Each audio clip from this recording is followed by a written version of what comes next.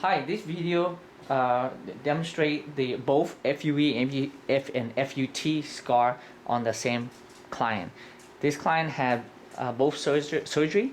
He had an FUT, which is a linear scar, and then had an FUE and the leaf tiny dotted scar. And the FUE scar is hard to see, where the linear scar is more visible only if you shave. But if you leave it long, it's very hard for you to see this client scar. Again, the scar is there, but it's hard to see. And again, I try to provide as many examples I can to educate the audience, the different form of scar, and result vary from one individual to another. I perform both FUE and FUT, both produce scar. There's no surgery without scar, but the scar is hard to see for both too as well. But of course, when you shave the head, the linear scar can be very visible because it draws the attention of the eye, where the FUE scar is scattered. The benefit of FUE is less visible scar, less invasive, less painful, faster healing, less chance of infection.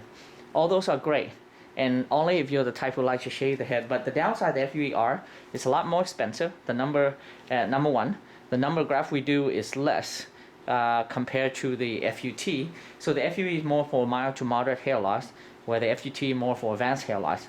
The other downside of the FUE is the growth rate. Now, I'm going to produce excellent density for you whether you do FUE or FUT.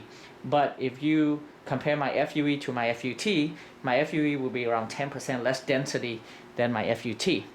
Although my FUE is less dense than my FUE results still better density than most other clinics that do FUE or FUT. The other downside of FUE is that if you have advanced hair loss, the moment you do FUE, it reduces the donor supply right away, more than the FUT. So that means you have less for advanced hair loss, and thus the FUE is more for mild to moderate hair loss. On the other hand, the FUT is more for advanced hair loss. Why? Number one, the FUT is cheaper. Number two, the FUT can produce bigger number of grafts. We can transplant 3,500 to 6,000 grafts per day. The FUT reduce the donor supply less than the FUE. Thus, the FUT will save more for your future when you want to do more hair transplant surgery, and specifically for advanced hair loss.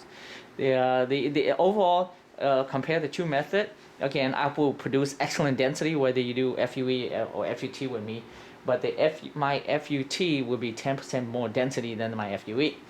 The downside of the FUT again is the linear scar.